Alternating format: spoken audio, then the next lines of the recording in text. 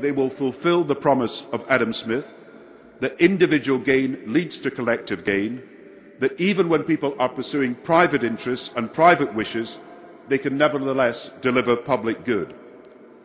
But as we are discovering to our considerable cost, the problem is that without transparent rules to guide them, free markets can reduce all relationships to transactions, all motivations to self-interest.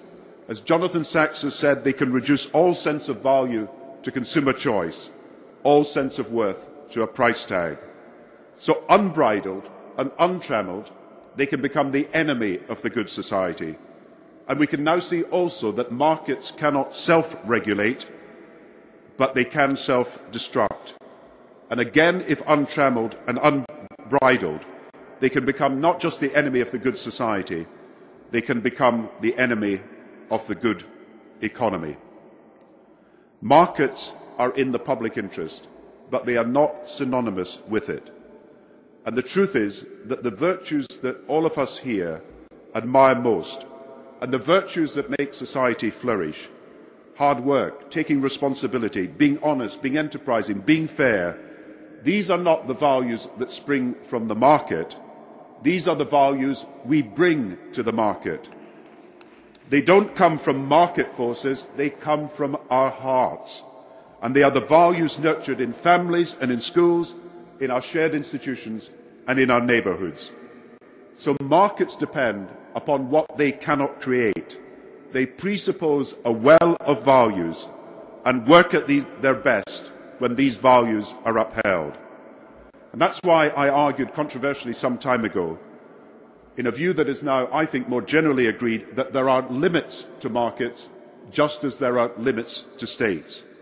And just as in the 1970s and 80s, people felt government was too powerful, in the grip of vested interests, that had to be channeled to work in the public interest, so too it is now clear that financial markets can become too powerful, come to be dominated by vested interests of their own, and so it falls to us, supporters of free markets, to save free markets from the most dogmatic of free marketeers. Now, to say this is not anti-business, it's not anti-private sector, it's not anti-market. Quite the contrary. My point is that strong rules rooted in shared values are the best way to serve both ourselves and our market systems. Markets need morals. And the reason I've been long fascinated by Adam Smith, who came from my hometown of Kirkcaldy, is that he recognised that the invisible hand of the market had to be accompanied by the helping hand of society, that he argued the flourishing of moral sentiments comes before and is the foundation of the wealth of nations. So the challenge for our generation is now clear. Whether or not we can formulate global rules for our global financial and economic systems, global rules that are grounded in our shared values. And now that people can communicate so easily and instantaneously across borders, cultures and faiths, I believe we can be confident that across the world we are discovering that there is a shared moral sense.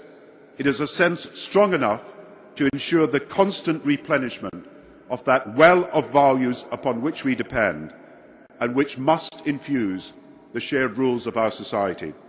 And when people ask, can there be a shared global ethic that can lie behind global rules, I answer that through each of our heritage, traditions and faiths, there runs a single powerful moral sense demanding responsibility from all and fairness to all. Christians do not say that people should be reduced merely to what they can produce or what they can buy, that we should let the weak go under and only the strong survive. No, we say, do to others what you would have them do unto you.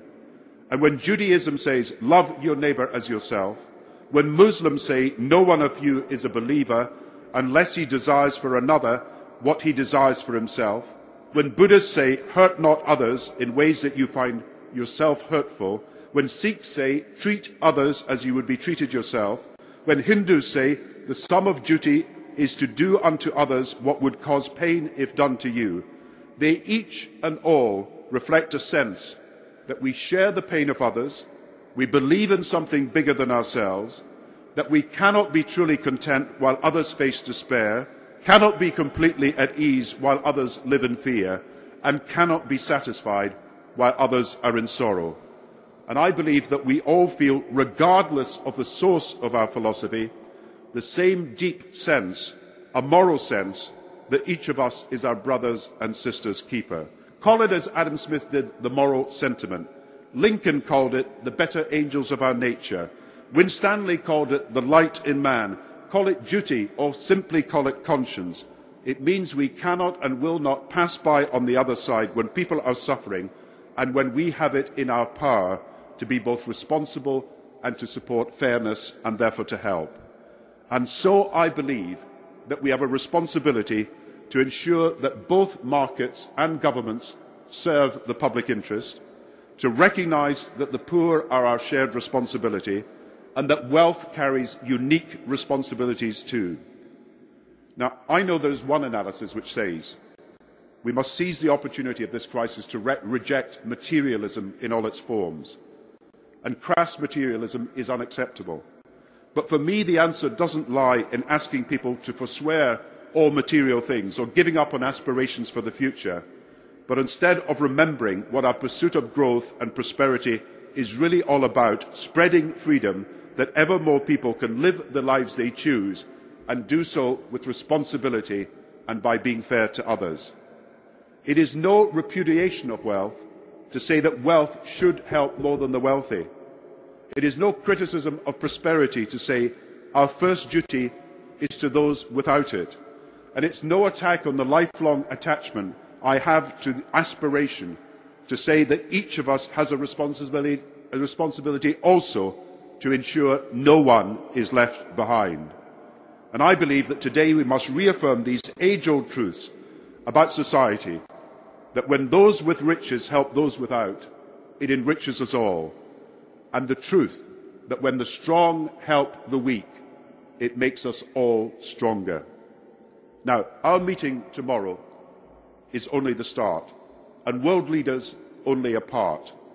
I'm still humbled by the memory of one of the protesters' signs at the Make History Poverty rally I saw in Edinburgh in 2005. It said, "You are G8, we are 6 billions." And the campaigning groups, the faith communities, the companies, the social enterprises and trades unions represented here rightly demand a lot of us as leaders in coming days. But you too are part of the solution.